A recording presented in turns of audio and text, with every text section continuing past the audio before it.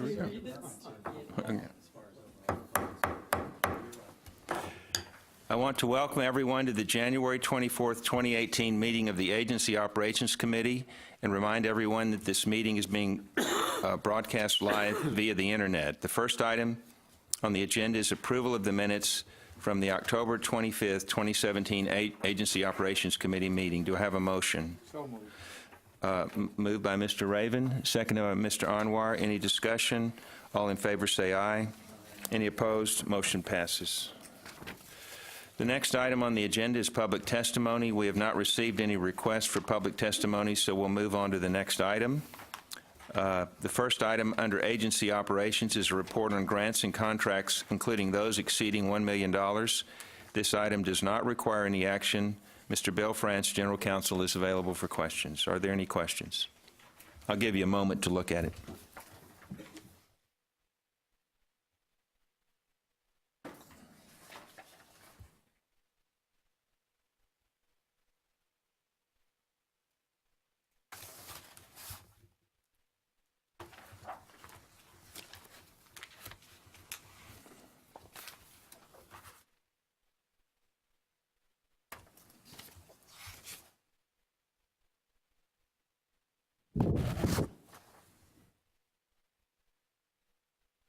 Everybody had a chance to look at it?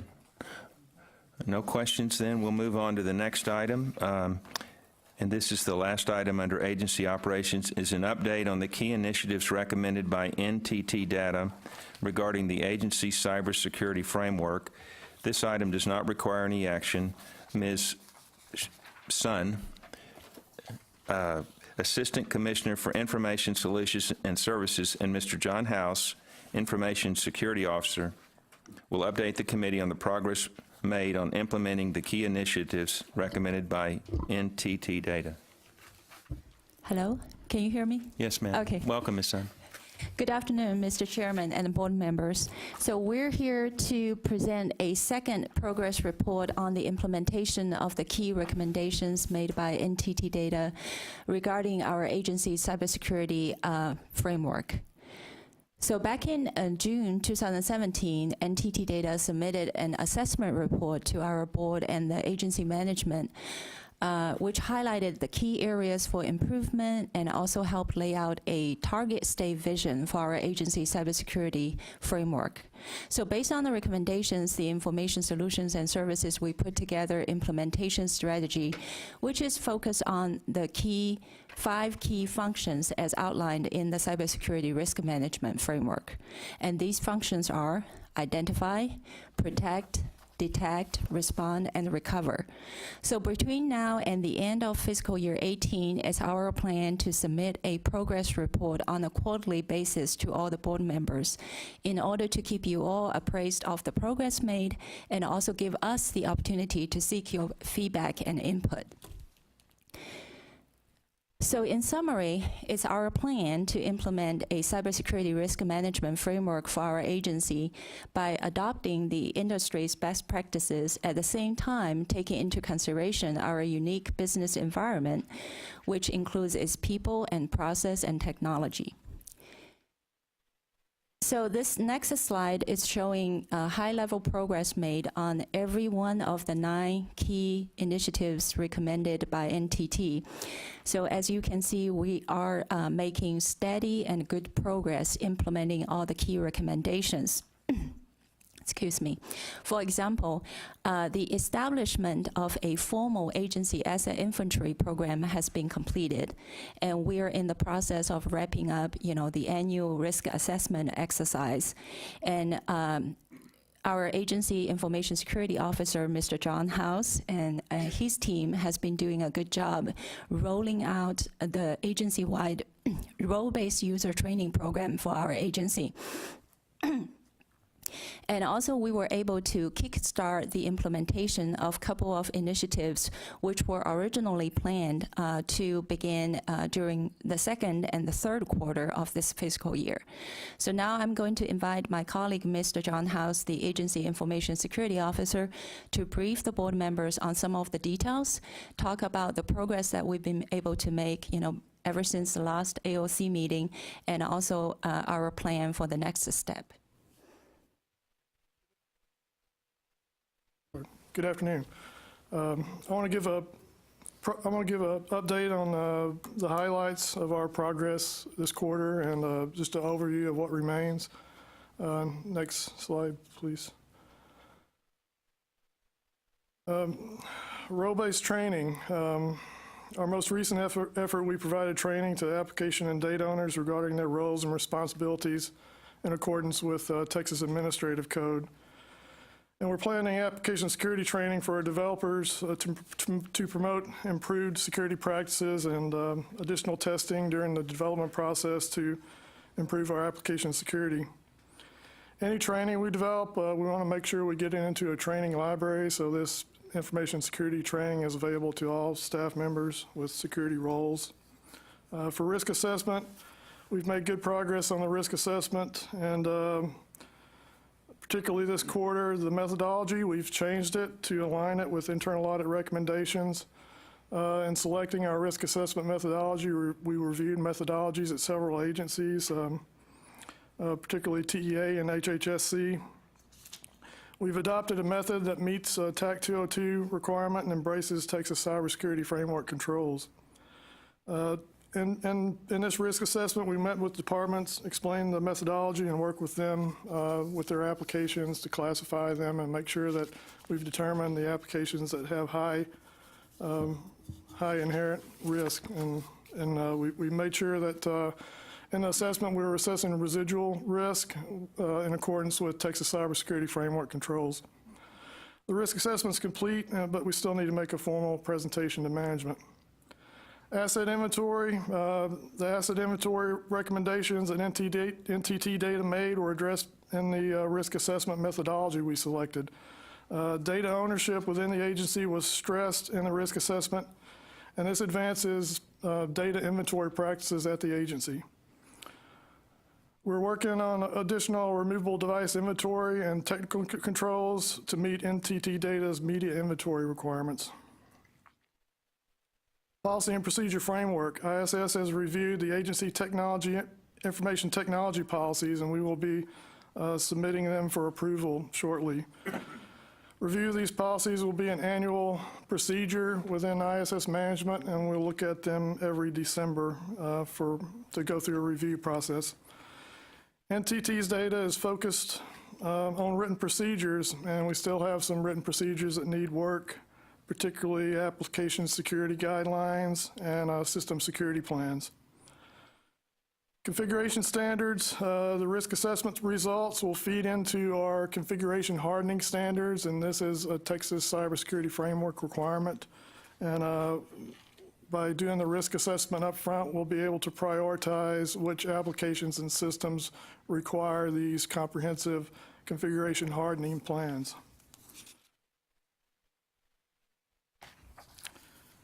Incident detection and response. We have a computer incident response team at the agency, and we meet quarterly to review recent cybersecurity trends, refine our incident response plans, and perform response plan exercises.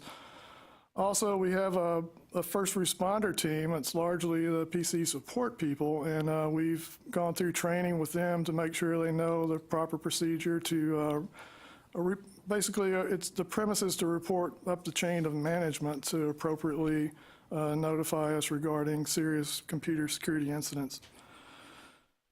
Departments have expressed an interest in privacy practices, and the General Counsel we're working with General Counsel on development of policies and templates to guide response to any privacy incidents.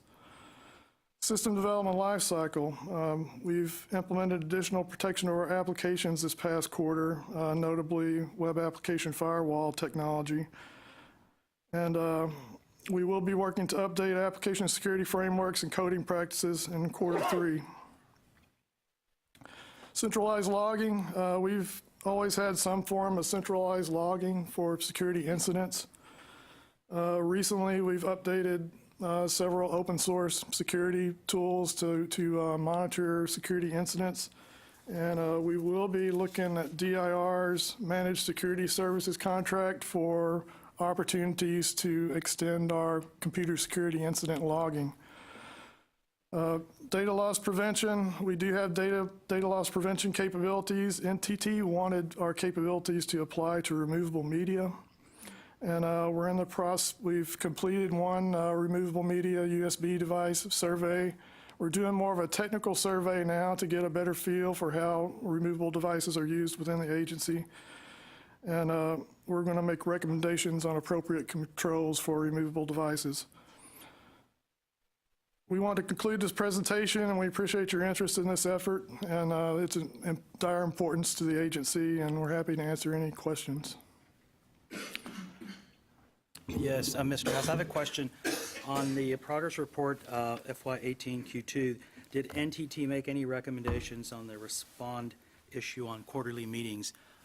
Do you feel that's adequate to have quarterly meetings, or should there be more response that's a little quicker than that? I believe it's appropriate at this governance level, and we'll largely work on your recommendations and what you feel is appropriate. We do meet routinely on these. We have biweekly meetings in ISS. So, we're working on a daily basis. Okay, I guess my question is more, what is your recommendation, I mean, in the day-to-day operation? The day-to-day operation, I think we already have established process put into place. So when John mentioned, we have the incident response team, and then we have the first responder team, so anything happen, if we detect at any given time some anomaly or suspicious activity, happen to our network, we have the team mainly reside in the information solutions and services. So they will make sure, the damage is contained, and then communication happen to the appropriate level. So we will handle all these situations immediately. I guess, my point is we're not going to wait till the quarterly meeting to tell you there's something going on and we need to take action. So we will immediately, address all these issues. Okay, yeah, because I want to make sure management is obviously being informed, and if your department feels that it should meet more timely, it's something that maybe we can look at if your department feels that way. I think right now the resources and the support we have from the agency senior management team is appropriate, but I definitely appreciate your support. And we will make sure, the board is aware of any needs that we have. I would appreciate that. Thank you. Thank you. Yes, sir. So I know from a business perspective, this is like issue number one. I'm involved with a couple of groups, and this is, business trying to protect their businesses, protect their customers, and obviously we see it in the news all the time. I mean, this is one of the things that just scares the heck out of me, particularly with all the information that we have. As I understand it, and I just want to know how y'all address, like one of the biggest weaknesses is passwords and protection of those. And how does that work here? I mean, I know that when I read things, they talk about how you have to change, that passwords should be changed constantly. And yet I know at my organization, people aren't doing those kinds of things. And yet I know that's one of the most important recommendations that people can make. And then I'm also curious, do we have any idea how many times people are trying to penetrate us? And then the other one, and I apologize, I had these three. The other one, because this happened to my company, we got hit with ransomware. And has that happened before? And we didn't pay it, and we lost a whole bunch of stuff. And it's just amazing how these things just come out of complete left field. I'm just very, very concerned as it relates to what we do and the information we have, and making sure that we're doing everything we possibly can do. Yes, I agree. So there were three these are questions there. interesting times. The first one was on passwords. Yeah. Passwords, we have password policies that are consistent with the state agency, and we have, it's 60 days. We're required to change our passwords here. We are, looking beyond and into the best practices. Certainly we need to use two-factor authentication in some circumstances for administrators, and we're working in that regard. I think our current policy is consistent with state agencies, and we do frequent changes, and we lock passwords out after attempts to break in them, things like that. And then he asked about how many times people are trying to Yeah, we Trade. have, we may want to bring some of those charts to the next meeting. We had one, and we have a consistent, we report incidents monthly to DIR, and they want, they want to know how many viruses we clean up, and, typically we clean several a month, and we have pretty advanced spam and malware protection. We know how many incidents we get where people receive phishing attempts, and we do receive a lot of phishing attempts. And we're at the point now where we can tell how many times people click on phishing attempts, and things like that. So So do we have a policy, and I'm sure we do, on what anyone working at the agency is supposed to do with that, or what's the procedure for that? I think we do have the policy. So I bring up the slide, we talk about the overall framework, approach, I emphasize it has to be comprehensive and end-to-end. So we have to take into consideration the technology and people and process piece in our environment. So if you look at the NTT data report, I think we are, as an agency, my assessment, we are relatively mature or strong on the technical side, because of security team, ISS, deploying all the technology. But we're trying to strengthening the people and process and increase the level of maturity.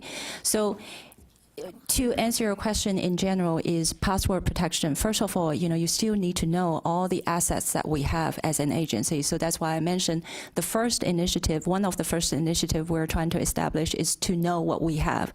That falls under the identify function. So I think, throughout the years, we have built, inventory and database, to understand, all the assets we need to protect. But this year we get strong support from the business side and the management team.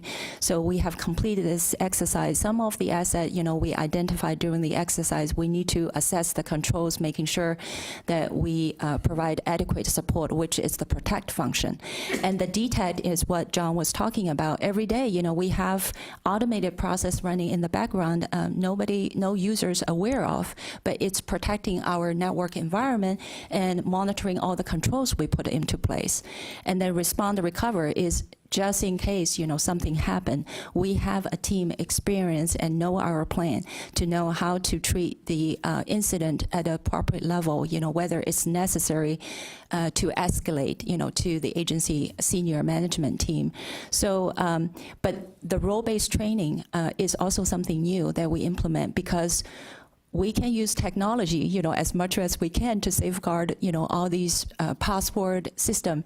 But if we have user, ignorant, of the cybersecurity best practices, then they receive email, and we don't have tool, to tell users which one is phishing, don't click on it, right. Which one is a email they need to, read. So we are providing training, and we receive good feedback, from our user, and we will continue this effort. So, Mr. House, I think that Mr. Jenkins is asking about, how many times you're attacked is that the right word? yes, And so I think it's an attempt to get, what's the magnitude of this problem for this agency? So could you get us that information? I can. It's Send it to It doesn't have to be the exact number, but just, or maybe you could tell us now, just how, we report to DIR monthly, and I couldn't quote, exactly how many. It varies from month to month, but certainly we see attempts to get viruses into the agency. We see attacks on our websites. We have phishing attempts. Phishing is pretty serious, and we get some that are targeted. They look like they're from an ex-employee, and they didn't come from the ex-employee. And these are things we're monitoring daily, and if we receive, we do probably at least weekly an employee tips us in that they received a phishing messages, and we put that we log that as an incident and report it to DIR as a phishing incident. So we probably have half a dozen of these employee reported phishing incidents a month, and probably 100 to or more attacks Yeah. Okay. Well, there's one more question that Mr. Jenkins had. Is that all right to clear? Yes, yes, sure. Is ransomware? It's been several years, but we've had ransomware contact here, and we were able to restore, to recover things. And after that, we got our antivirus software and got the best practices in place. And since then we've had additional controls with spam and email and things like that. It seems to have helped quite a bit, and so far we've been pretty good with ransomware defense. We got hit with a ransomware, and it got on one of our computers. It didn't go into our network, but it wiped out all the data, And luckily, it was not that important, but now we are going to back up each and every computer, whatever information was on each computer, and we try to recover that data, and there was no way we could recover it. It's a very, very, it was my data regarding my contributions and all that stuff for years and years. And it's really bad one. I just want to let you know. And now we are going to go and back up every computer every day so that whatever is there, if ransomware hit, we can restore it, because we went to the best expert. They could not restore that.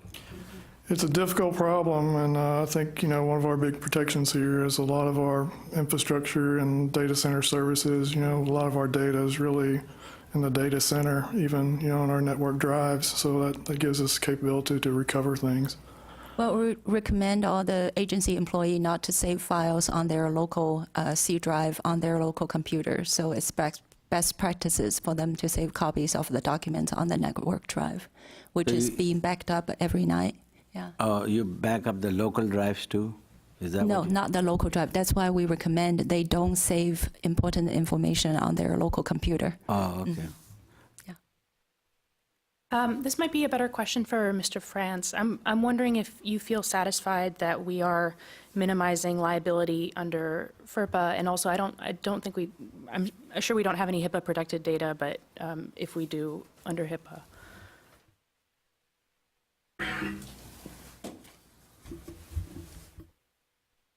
I actually do feel very comfortable that what we are doing is, if not optimum, it's optimum for the amount of money we have available for this endeavor. And the FERPA data, as far as I am aware, and I'm relying, of course, on Ms. Sun and Mr. House, but as far as I'm aware, it's protected as well as any other comparable data, HIPAA data, for example, in the state.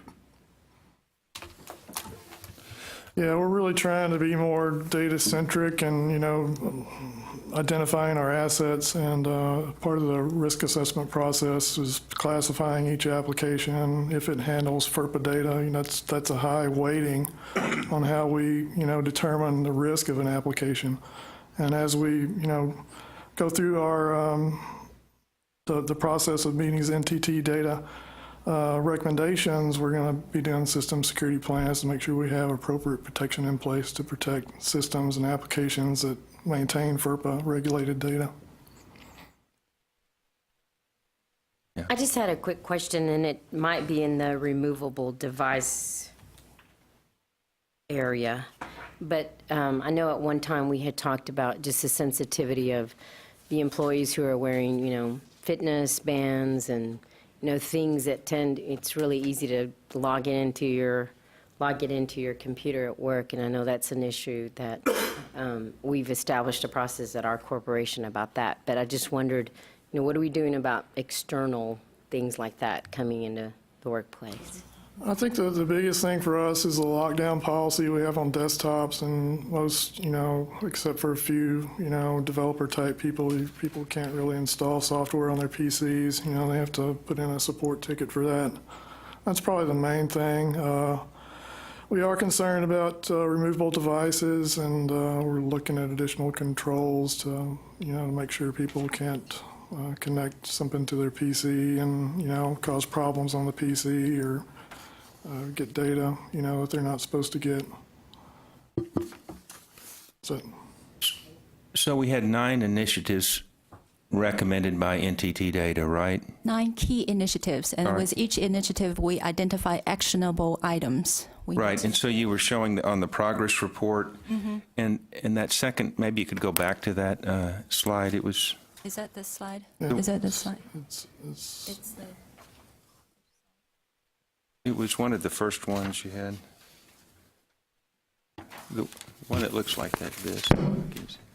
Oh, okay. yeah, that's the I next think one. it's this one. Oh, this one. Well, here's the question I want to ask. I think that second column is because, is that what you consider percentage completed? Yes, that's the percentage of completion. Okay, so of the 9 that we have, you've completed the asset inventory? It's 100%, correct? Yeah, and these initiatives, it's not one thing, and this actually asset inventory is one of the more difficult ones because they gave us several, just pure asset inventory objectives, but there's other things that are sort of inventory related. They wanted an inventory of removable devices. So you're not at 100%, is that what you're saying? Well, the removable devices were in media inventory, so that was kind of a separate category for NTT Data. And we've kind of put them in here because they're similar. It's an inventory process, and that's why they show up and still need to be done. But for all these NTT Data, these 9, key initiatives, there's subcomponents under every one of those. I think And I that- guess what I'm asking, that's a way for us to sort of a quick shot of how far along you all are. Yep. Are you satisfied with this progress?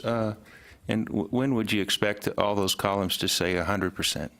Well, our goal is to get all the initiatives implemented by the end of first quarter in fiscal year 19. So I think so far we've been making steady and good progress, and we have confidence that we will be able to, working with the rest of the agency, we will be able to implement all the key recommendations. Now, the asset inventory, I want to mention that it contains both physical and digital inventory. So the USB drive, the flash drive inventory, we did run a agency-wide survey to have people provide us with information if they possess any of the agency purchased USB drive. Our strategy is to encrypt all the USB drive regardless, for what type of business purpose, they acquire the flash drive. But then we're also, John and I have the discussion, we haven't mentioned this to all the management team yet, is we're trying to see if it is feasible and appropriate for us to propose that maybe IT may become the gatekeeper and to track, the number of flash drive, because currently the procurement process, all the divisions and department, they have, this ability to purchase USB drive, which sometimes we don't know about. So, But you're going to report to us at every meeting we have, yes, that's our plan. and then by this time next year, you expect all those columns to say 100%? I hope we come with a big smile on our face and Okay. celebrate. Well, I hope it's before then because in each even number year, agencies are required to submit an agency security plan to DIR, and that's required in October. So it's a self-assessment that's basically the same thing as this NTT data report. And, if we don't have these ready by then, well, we'll have to give ourselves a C-, so, we're not looking forward to that. Well, but I also want to emphasize this is a continuous improvement activity, so there is no perfect state, as far as our concern. There is always room for improvement. So we're just, right now, currently, all the initiative we identify is trying to take our agency from, one stage, one maturity level to the next, but then we will be able to come up with new initiatives that we can work on to continue to improve the framework. Good. Any other questions? I have a question. Go ahead, Doctor. My question is, in hearing the questions from the other board members, is our weakest performance so far, or the 20%, it happens to be the data loss prevention. Now, is there any particular reason other than that one may take more time, or, I mean, that's the concern of quite a few questions I've heard up here, and it's at the lowest initiative. Is there any particular reason why? We put that one, later in the year because we felt it would require a purchase and some evaluations of products. So it's to give us time to look at products and evaluate, how removable devices are used in the agency and, a suitable product that we would purchase. Whether it's, as important as some of the other, we took NTT's roadmap and kind of realigned it with, how we felt we could attack the initiatives and complete them. And, that's why we put risk assessment up front. And this one's kind of, we felt it would be better toward the second part of the year when, we know how much funds we have to expend and So it's more of a prioritization rather than any specific other reason? And also, the NTT data recommendation is to guide us, to increase the level of maturity of our framework. The data loss prevention initiative on the roadmap, it doesn't necessarily mean that we don't have any process already put into place to protect our data. We have process, monitoring all the computer, the machines, the servers on a daily basis. But the data loss prevention is talking about is the completeness, the overall approach, do we know every single asset that we have owned by the agency, and based on that information, how do we implement appropriate control to make sure we feel confident that we're protecting all the assets that owned by the agency at the appropriate level based on the data classification. I hope that helps. Yeah, that does help, but I think it's more, like Mr. House was saying, it's more prioritizing some of the others before this one. Okay, thank you. Mr. House and Ms. Sun, thank you very much. This is very important to us. I think it's interesting that we've got business owners on here that have these experiences, and so we're counting on you all. This is very important to the agency, so keep up the good work. Thank you.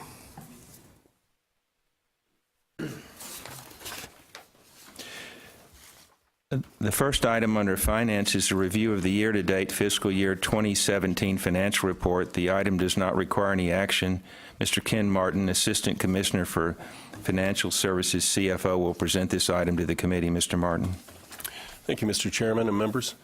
If you recall, in the October meeting, a question came up previously, prior to the meeting, regarding the relationship of the financial report that we present here each meeting with the agency's strategic plan. And so Ms. Battles and I walked the AOC through the relationship of the various steps. And just for a quick recap, we started with the 15-year statewide higher education strategic plan, 60 by 30 text.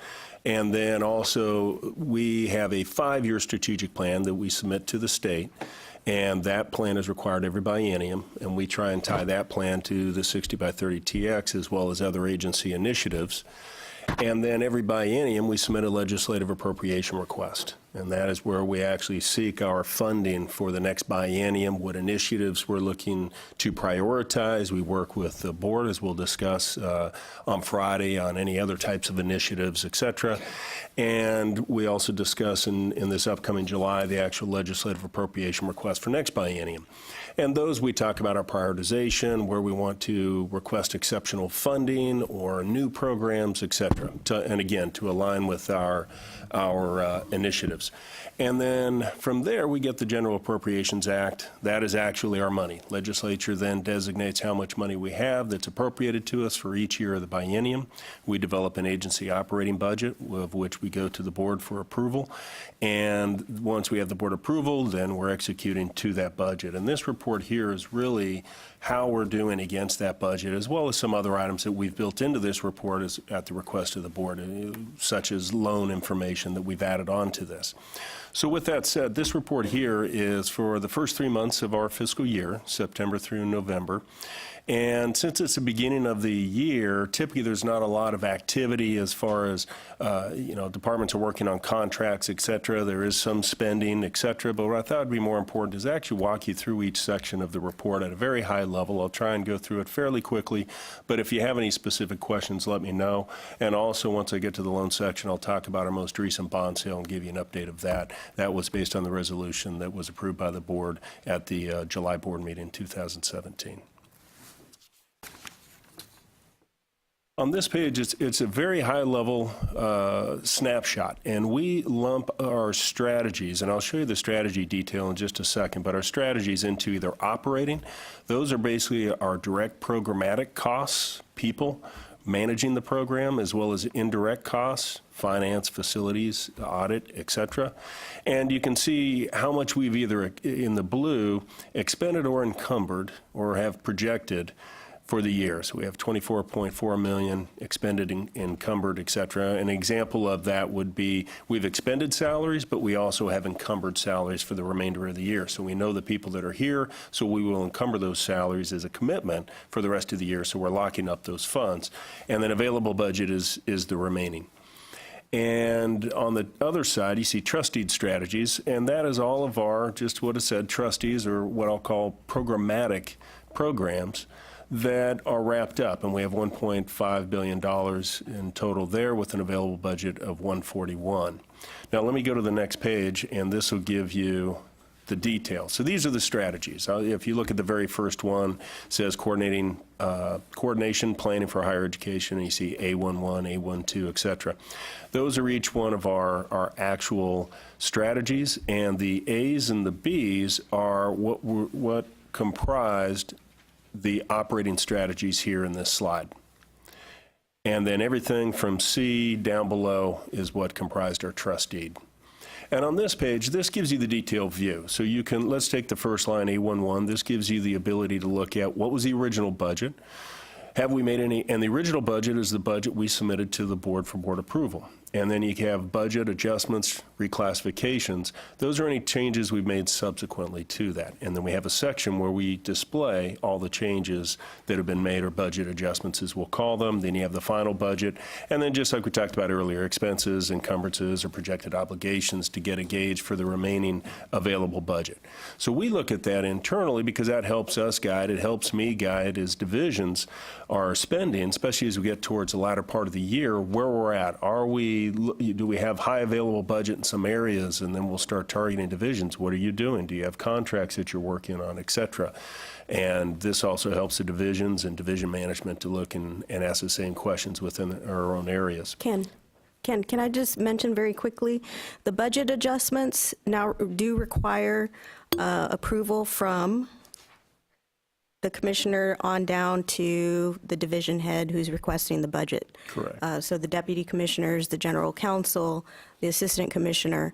That was put into place after the internal auditor did a audit of the Be On Time program back in 2014, and there were some budget transfers that had occurred at the assistant commissioner level. And so Ken actually put this process in place to ensure that all the appropriate management signs off on those budget. And within those is a background on what gives us the authority to make that transfer, why it's happening, and so forth. So I just wanted to make that point. And thank you, and I'll warp forward a little bit as I was going to get to the budget adjustments. This is the section in the report that details those adjustments we've made. So these are subsequent to the original agency operating budget. Examples of these, as you see on here, you'll see the first two letters say UB. So at the beginning of the year, this is very common. What we have is unexpended balances. We have money that was unexpended from the prior year. Mr. Martin, this is page 6 of the handout? 6 of 12. 6 of 12, okay. So everybody's... And I apologize, I did jump forward. Ms. Battles mentioned budget adjustment. Right, it's kind of hard to read that, so I think most, at least for me, can y'all read that pretty well? So we're going to mostly be looking at what we've got in front of us. I can appreciate that. Okay. This has UB transfers, so this is from one appropriation year to another. You'll typically see that within the year.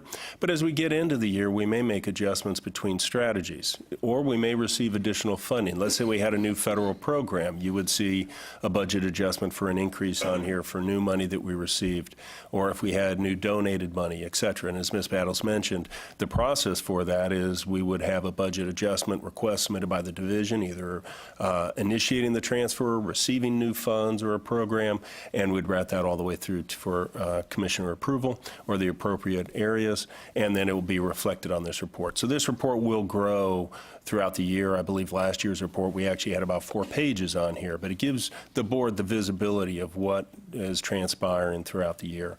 Now, let me go back, because I did jump forward. Let me go back, and this is the second page. So this is page 3 of 12. This is the second page of all of our trusteed programs. I won't go into any detail, but I'm happy to answer any questions. And of note, if you look at the very bottom, we have Z11. That's actually not a strategy in the General Appropriations Act under the coordinating board. It is an item in the General Appropriations Act under community colleges. So the coordinating board manages Agency 781, which is us, but also 704, which is community colleges. So we have the cognizance over the community college appropriation in the General Appropriations Act. So I do add that to our operating budget as well as our reporting for you all to have exposure to as well. Does that mean that the money comes here and then it goes to community colleges? That is correct. It is appropriated to the coordinating board, and the coordinating board, through a schedule, a set schedule, each month initiates payments to Based the on community credit colleges. hours? On credit hours? Or whatever the community college? I would have to have the division, so I don't misspeak. It's a little more complicated. I'd have to have the division speak to the specific nuances of how the money is set up. It's appropriated to each institution in the General Appropriations Act specifically, so you can go to those specific pages. You'll see Austin Community College appropriation. It'll have the dollar amount for the full year, and then the agency within Ms. Julie Eklund's division will then allocate those monies out over a 10-month schedule and then initiate those payments each month.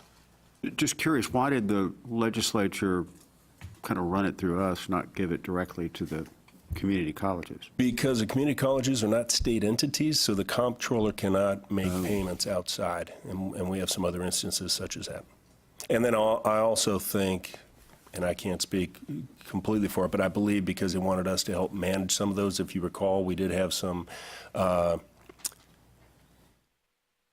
changes with Weatherford College and some other colleges in the past, of which run through the coordinating board and went through the board as well, based on some audit findings. Any other questions on this page? So that would encompass formula funding, probably? But only for community colleges? Only for community colleges. Right, Yeah, not I for want to make sure I'm GAIs, not not saying. for Yes, HRIs. not for the HRIs, not for the four-year public institutions, correct. The next page here, 4 of 12, this starts the federal programs. Federal programs work off a federal fiscal year, so they're a little bit different on timing of when the funds start and when they end, et cetera. So we separated these out into a different report versus what you saw previously. Previous report is on a state fiscal year. This is on a federal fiscal year, or when we receive the award and the timing, and they can vary from our state fiscal year. So that's why we segregate these out. And I won't walk through each one of these, but Perkins is our largest program here. We get a sub-award from Texas Education Agency, TEA, and that program's our largest right now. And then again, we talked about the budget adjustments. This page will continue and will grow. And then we get into items that over time, what was not presented in this report previously, this is page 7 of 12, is the loan program. So our appropriation, when you look at the General Appropriations Act, what we've continued to say, and I especially have, is that the loan program's not on there. There's a rider that says all the money appropriated or all the money in the account is appropriated. But we all come to the board for bonding authority to issue new bonds and get new funding. We have payments, several $1 million to, $130 million of repayments coming back from students, et cetera. So we want to make sure we're providing visibility of this program and the operation to the board. We've continued to enhance this particular page, just gives you a high level of funds. This is in the upper right in the blue, what's in our loan funds, and the SLA in the top, Student Loan Auxiliary and Texas Opportunity Plan Fund. We have $123 million. That will vary as we issue new bonds, and this is money that can go out to students for loans.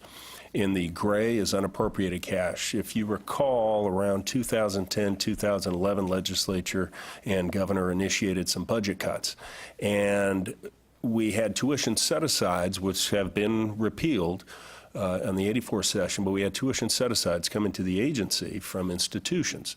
Well, what we were getting in the General Appropriations Act to actually spend was less than what we were receiving. So the account continued to build. There was cash in the account that was unappropriated, and it continued to build. Two major accounts that we have are the Beyond Time program, which you're all aware of. That's in sunset.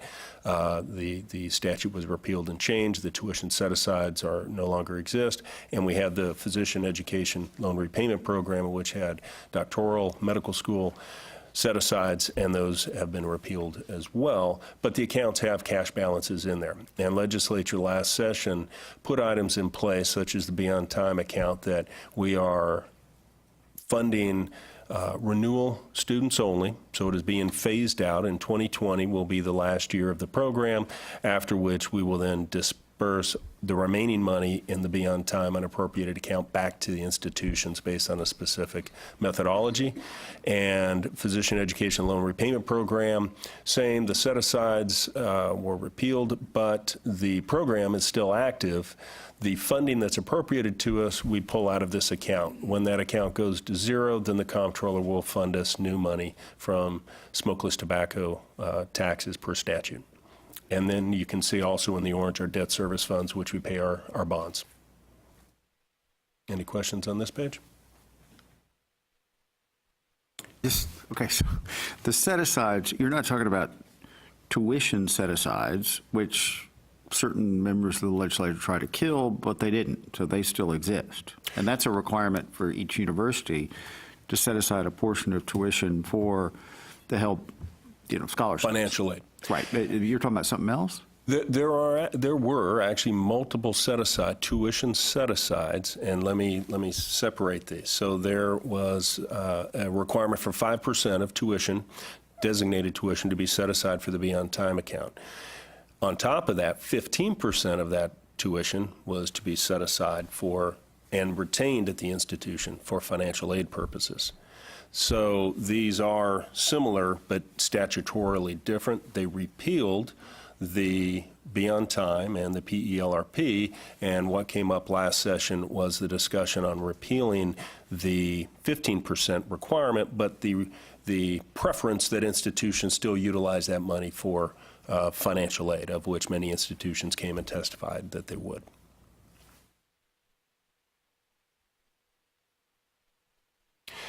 Here we get into other aspects, very detailed. I won't go through this unless you have any questions. But what we try and do, this is November 1st through November 30th. We just try and walk various changes within the receivable accounts for principal. So our loans in totality, this includes our CAL loans, our Beyond Time loans, our Texas Armed Services Scholarship. And you can see the principal, interest, fees, or the total column to the right, and then various changes. Disbursements, repayments are when the students are now borrowers or making payments to us for the loans, and so on. I think the other ones are fairly self-explanatory. And then you can see at the bottom the net change. We'll have months where we'll have large loan disbursements. Those are typically in September and January, the month we're in now. And then you have other months such as November that are fairly quiet because you're already in the middle of the academic semester. And this gives you a picture here for the loan program of loan funds. And you can see that there are available loan fund cash in the gray. This is page 9 of 12. And then you can see the projected surplus from that. So we get repayments coming back in from students and any projected surplus that we may have that would go to our top fund afterwards. And a couple other charts here. The very bottom, I'll walk you through.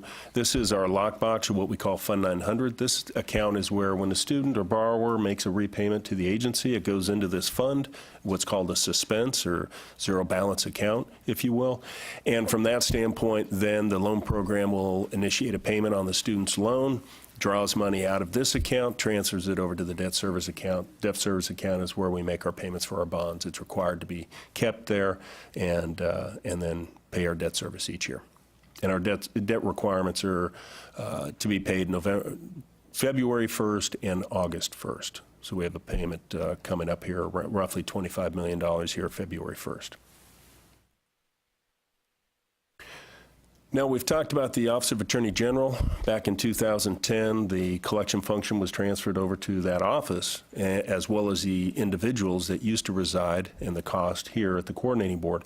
We still want to maintain visibility of the activity that was being performed over there. So that top section gives you a feel for the amount of annual defaulted loan collections they've had. I've flashed this number several times, so I'm not going to go into this in detail. And then the bottom section gives you the average monthly defaulted loan collection. So the average monthly gives you a good comparison, especially when you're looking at current fiscal year versus a previous fiscal year. Because anytime during the year, their collections will always lag the prior year until they're finally higher. And every year they've had growth, as you can see on that top chart. I wanted to, sorry, go ahead. So there's $1 million worth of defaults a month? Is that what the bottom chart says? 940? The bottom chart 47? relates to the top just on an average monthly basis. So it takes the top number divided by 12, essentially. Okay. So the top chart, let me give you an example. The top chart in 16, the OAG collected $10.2 million from defaulted loans. And to provide clarification, a defaulted loan is a loan that has not made a payment to us for after 180 days. Okay. Less than 180 days we handle in-house here on the second floor in my team, and then over 180 days we transfer that to the Office of Attorney General. They'll initiate their side of the collection efforts, including and up to a judgment. When was it turned over to the Attorney General's office, that function? 2010 was a full year that it was turned over. Discussions began in 2009. So in 2016, they collected $10.2 million. In 2016, the monthly default rate was $849. Yes, sir. What is the... No, excuse me, not the monthly default rate, the monthly average collection okay, I'm sorry. rate that they had. Okay. And then, of that 10 million, 10.2 million was collected of what number in terms of the overall, the grand default number? That I would have to get for you because it does change each month. So I'd have to go back and look at the November, what the default balance was. Keep in mind the default balance, we typically cannot write off state debt, whereas maybe a corporation would say, well, after a couple of years, we'll just write it off the books. We can't go after it. Only the Office of Attorney General can approve the write-off of a state obligation. So we could have somebody in default 10-plus years, it's still in that balance. So in terms of percentages, what percentage on an annual basis do we collect of the defaulted grand total? I would have to get back with you on that. Our default rate is approximately 4% annually. Okay. So of our total outstanding portfolio on our CAL loans, I'm going to speak to our CAL loans. We have a different default rate on the Be On Time because that didn't have a credit score requirement, cosigner requirement, et cetera, so it has a higher default rate. But the CAL loan has about, on an annual basis, 4% default rate. And we look at our collections across the portfolio versus each individual loan cohort, if you will. And that's why I don't have the number, but I can provide that to you. I appreciate that. Thank you. So, Mr. Martin, this transition to the Attorney General's office occurred in 2010? Yes, sir. And before that, we were doing that in-house? That is correct. The actual individuals, the manager, and believe about 7 individuals were housed here in the loan program on our second floor, and the coordinating board was performing those functions. And when it changed over, whose decision was that to do that? I believe from the commissioner on down. So it was this board that made that decision? Yes, To I believe send so, it over to approve the Attorney General's The board office? would have had to approve the contract. And the board just approved a renewal, I believe, January of 17. Mr. Rondell Vento from the Office of Attorney General was with me on the renewal of the contract. Matter of fact, we added one additional person to the team in an effort to try and increase the collections. Yeah, that predates my being on the board, but it looks like that was a very good decision of the board back in. Oh, absolutely, absolutely. And the board does approve, as I mentioned, every 2 years we renew that contract. So the board, with its members today or 2 years from now, approve a renewal of that same contract. And that's where we go through this data. Ken, just real quick, you had said that the state doesn't write it off till, I mean, you mentioned like 10 years, or is that average, or is there a consistent policy with that, or? When you say consistent policy, if you owe a debt to the state. For life, huh? Sure. Now, there are times between death, dismemberment, and other items that it's good to know. We do have cases where we have a judgment on somebody. Let me give you an example. They could win the lottery. The comptroller will withhold that check until this debt is paid off. And we've had smaller cases of a tax refund or some other items that have been held, and then the comptroller remits those funds to the coordinating board. Well, I'm just looking at this on page 8. It shows write-offs there, uncollectible. Is that something different, or?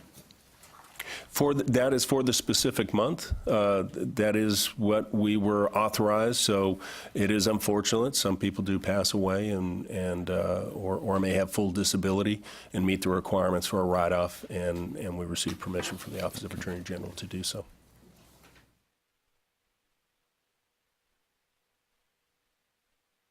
And let me go to the last slide, and I'll try and be brief on this. This is just a one-time slide. I don't plan on including this in the report on an ongoing basis because of the data changes or doesn't change significantly each quarter. But this just gives you all a high-level picture of the total student debt. So there's $1.4 trillion of student debt outstanding as of September 17. 1.37 trillion, or 92.4% of that number, are from federal loans. And then if you look in the green, $113 billion, much, much smaller number. Only 7.6% of the total outstanding are private loans, of which the coordinating board is classified as a private lender or an alternative lender. We are not federal. And then the little orange dot, which actually is not to scale, the $1.5 billion, we're only 1.1% of the total national student debt, or 1.3% of the total private national debt, however you look at it, but about approximately $1.5 billion out of a $1.5 trillion market. So just to give you the scale of where we're at compared to the total overall U.S. debt. I think all of us like that. That gives you a good sense of perspective. It does. It does. Well, we talk about, we try to be very conscientious when we set our interest rate, and I'll talk about our bonds and our potential future rate here in a second, but we try and be very conscientious about setting that as low as possible, trying to keep costs down as low as possible to the program to help students manage their debt. And I am pleased to say that our last bond sale, which closed on December 21st, we had a little over $155 million of bonds that we sold, and we had around a $17 million premium on top of that, so a net of around $170 million total, and 171. And out of that, the true interest cost to the agency for that sale was 3.11%. And I'll give you perspective. Last year we sold around the same time, and because of the election and the presidential election and the win, what people deferred to as the Trump bump, we saw the market go a little exuberant, and we saw the bond market, unfortunately, do the same. We were at 4.11%, so we were a full percentage point higher last year than we are this year. So what that does for us is allows us to take our loan rate from 6.6%, which we're at now, to we're estimating about 5.4% is what we're targeting at this point. So we're looking probably around May to be able to announce to students who are looking to get loans for the next academic year, to be at approximately 5.4%. Significant, substantial reduction. So does that conclude your report? Yes, sir. I If have a there's any other question. questions.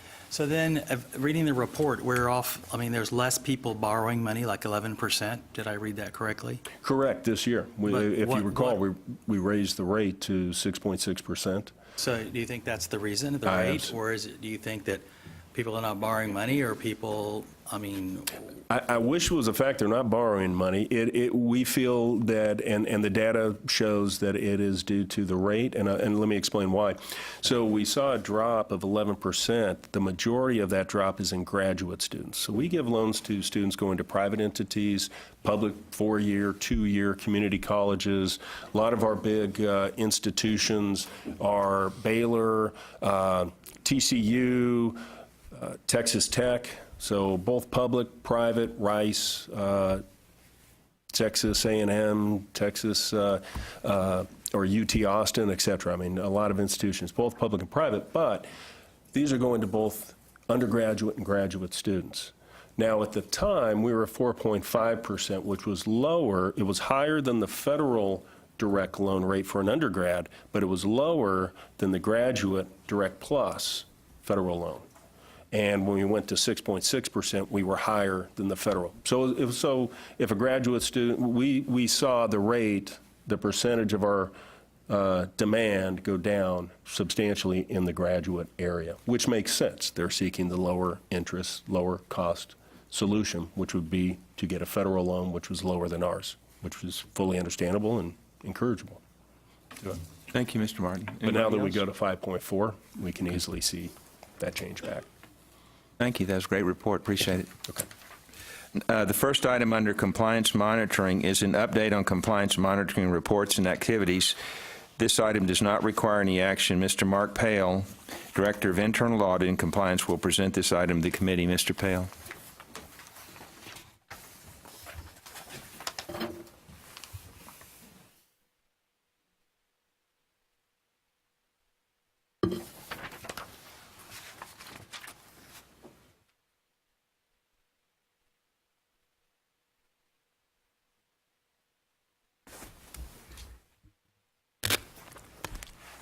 Good afternoon, Mr. Chair, members. This item is, our first item is an informational item to update you on our compliance monitoring reports and activities. We've done 8 projects since our prior AOC meeting in October, and these reports are included in your materials. The 8 reports concluded 6 formula funding and 2 financial aid engagements. Only 1 report contained recommendations, which was our formula funding desk review at Cisco College. The issue raised in this report related to weak information security controls over enrollment data and the need for Cisco College to start keeping track of changes to information to strengthen controls and ensure information is accurate and reliable. I would note, based on the discussion, obviously information security is of paramount importance, not only within the coordinating board, but at all of our institutions across the state. We've done some tallying or computation of some of the results of our engagements over time, and we've had 14 engagements since the 2015 fiscal year that have disclosed weaknesses in information security at community colleges. We continue to work with our higher education institutions, particularly those community colleges, to strengthen information security, and that yields numerous benefits outside of the accuracy and reliability of information, and it certainly ties back to the enabling legislation for our compliance monitoring function. So that's an area that we are very active in and continue to try to provide support to the institutions. With that said, that concludes my brief update for compliance monitoring. I'll be happy to answer any questions that you may have. I have a question. So we're behind on our time, so thank you for being brief. Any questions or comments? I have a question.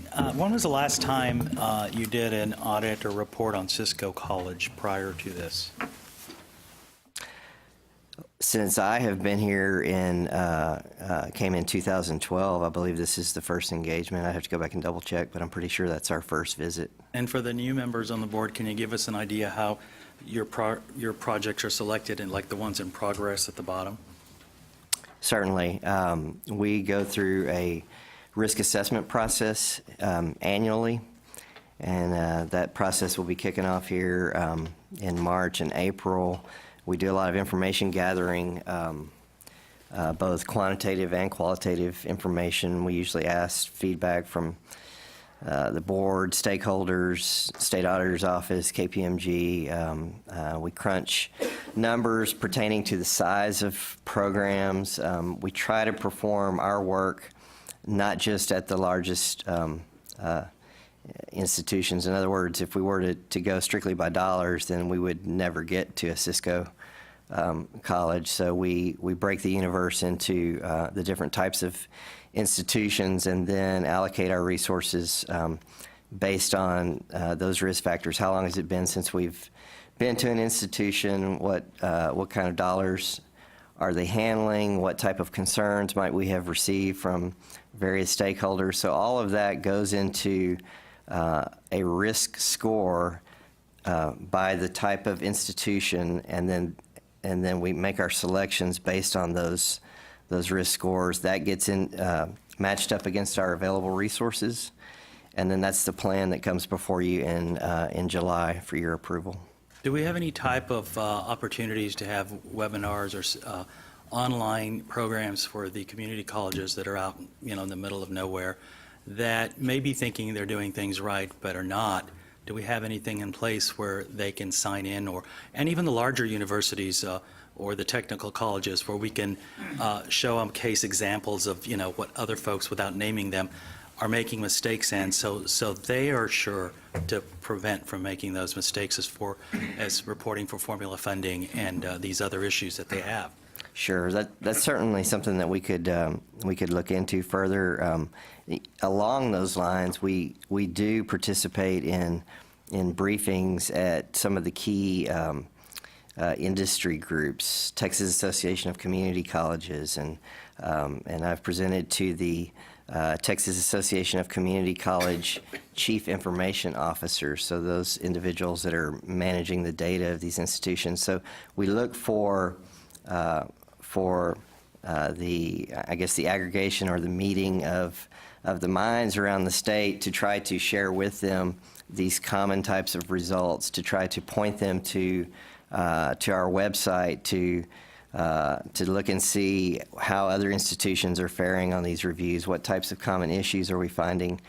We haven't broached the webinar thing, but we could certainly talk to our stakeholders about that as well. Because I think, like in my professional environment in healthcare, things are always changing, whether it's keeping up with insurance issues and all, and the communication is the key, being able to get examples of what people are doing right, best practices, but also where people are stumbling and can really learn about preventing issues and problems in terms of applying for the formula funding and having less issues in compliance. Right.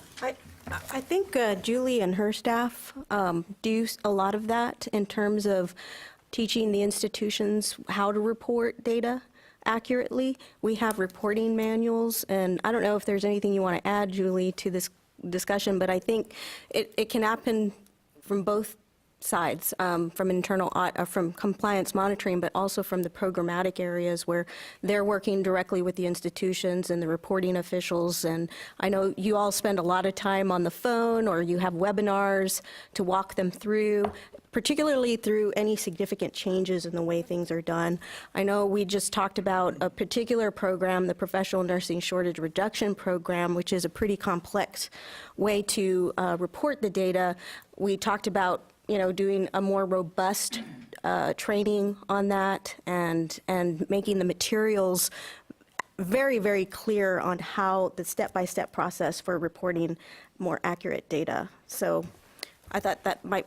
Certainly, and we might even be able to partner with Julie, and that way we, have a good audience.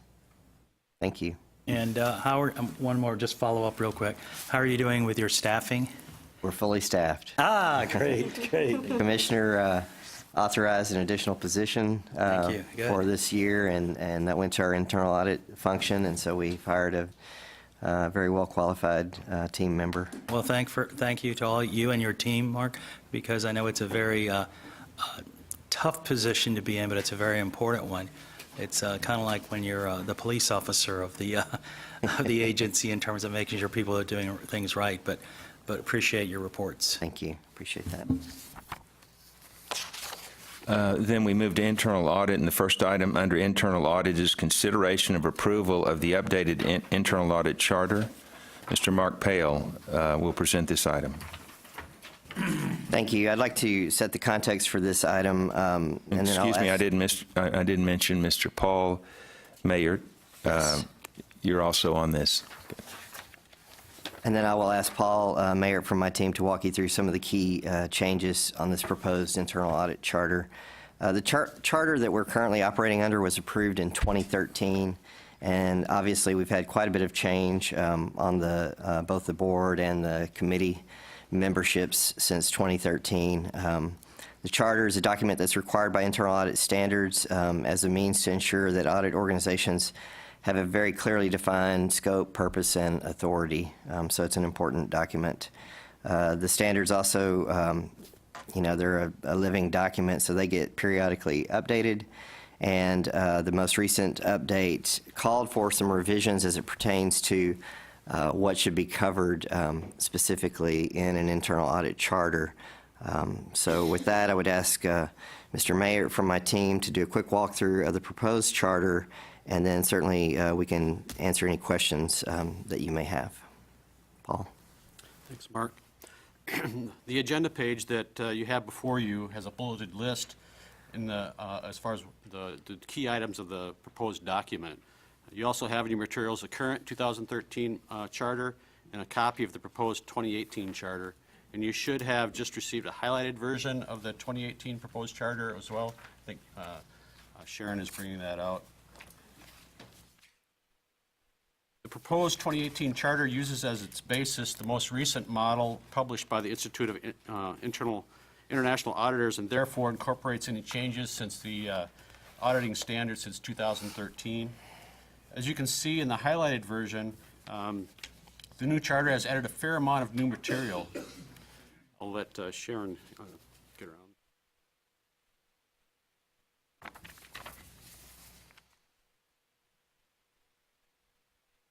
Mr. Mayor, can I suggest something maybe in the interest of time? Sure.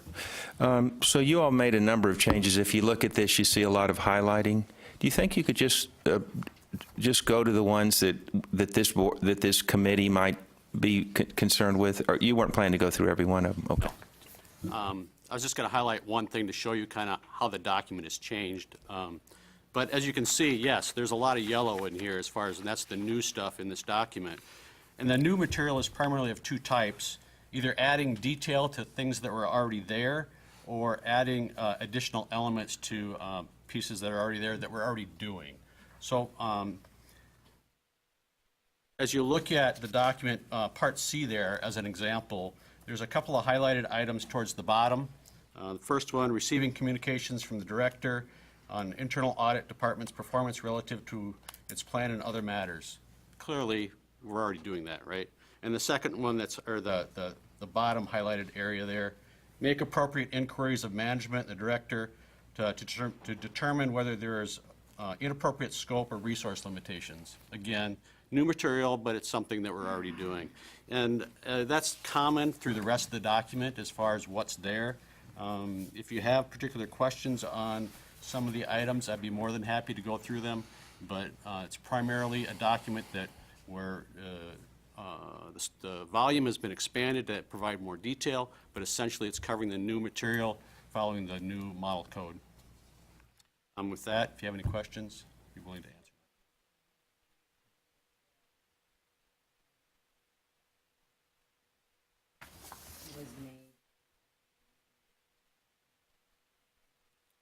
Yes, this document follows very closely to the model document, and where we needed to make changes, for example, our title for the director is a little bit different.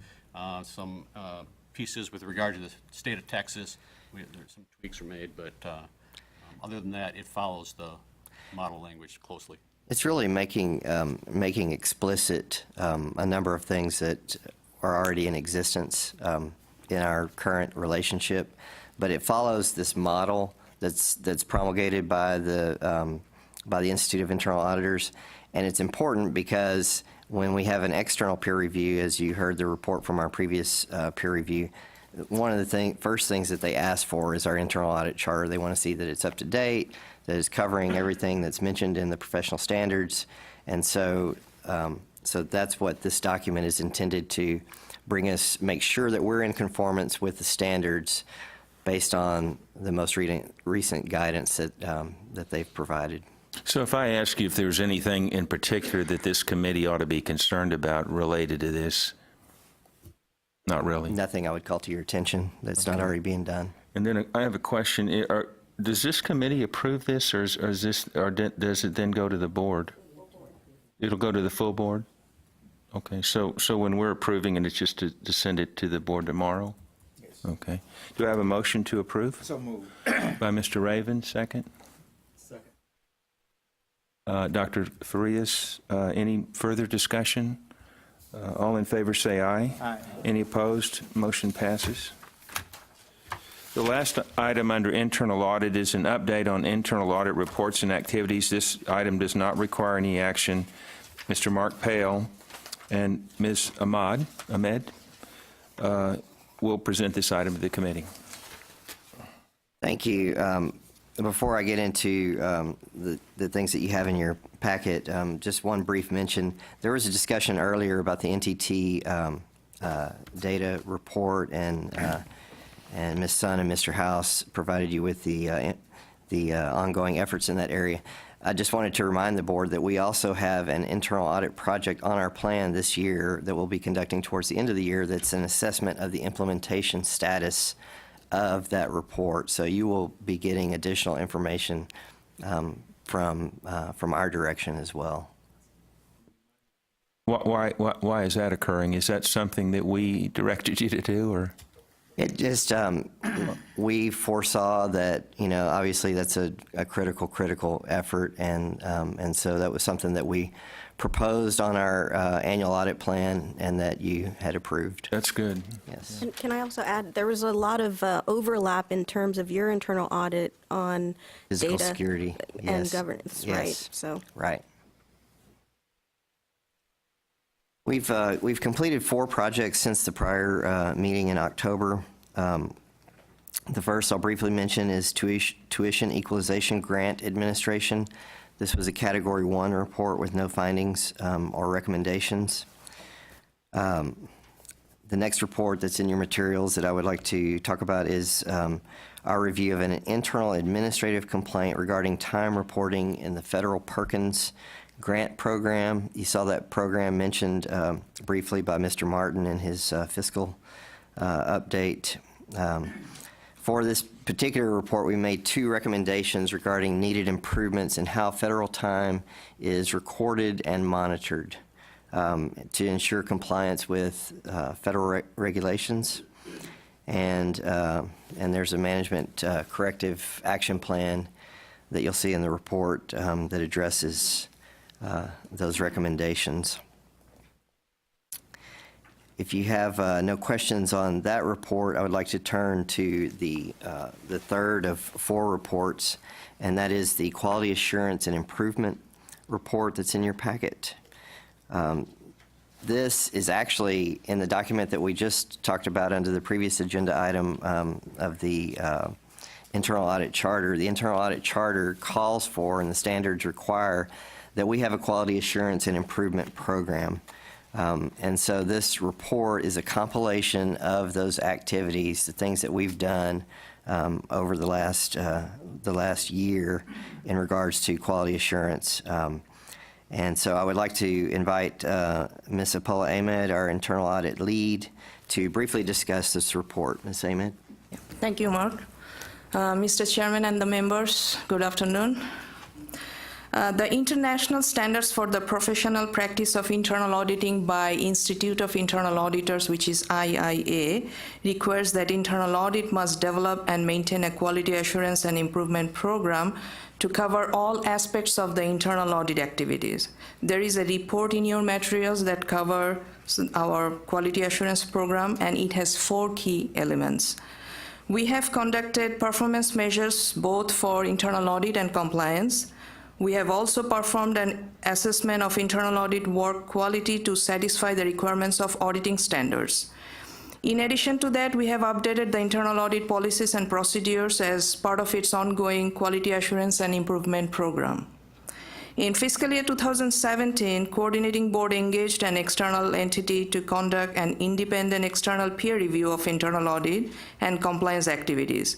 So, and Mark already explained it to you that what's the purpose of this report, because it not only identify our weaknesses to give us a chance to resolve all those weaknesses, but it also help us to comply with the standards. So that concludes my presentation. I'd be happy to answer any questions you may have. That was a great presentation. Thank you.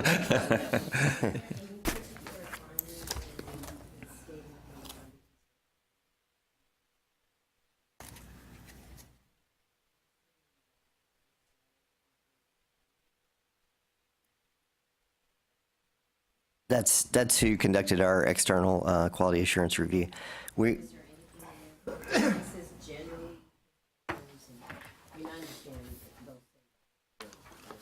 There were recommendations that were made in that same report. We just provided the executive summary, and we're on track to address all of those, yes.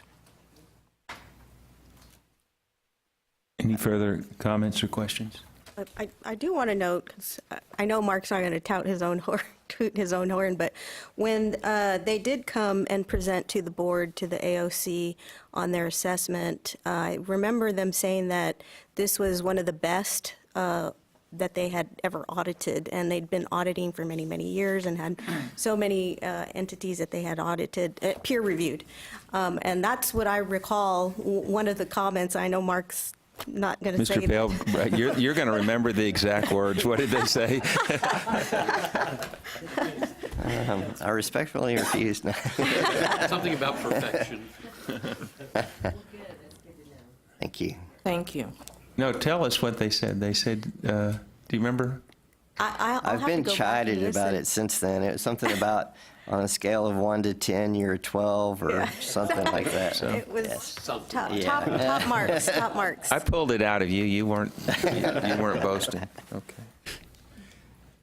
I think that's it for this agenda item? I think that the fourth report is, I believe, slated for discussion in executive session. All right, good. Well, just before we leave that, I just want to say I'm glad you've got a full team, and we continue to be impressed by your work and quantity and quality. Thank you. Appreciate that.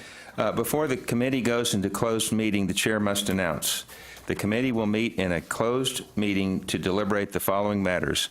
Pursuant to Texas Government Code Section 551.071, consultation with the attorney, the Agency Operations Committee will meet in closed session to discuss and receive its attorney's advice on legal matters relating to agenda item Roman numeral 7-B4. No other business of the committee will be discussed before we reconvene in open session. So the time is now 3:23 p.m. The executive session has concluded. No action was taken during executive session. The time is 4:18 p.m. The committee is now reconvened in regular session. This concludes the Agency Operations Committee meeting. Do I have a motion to adjourn?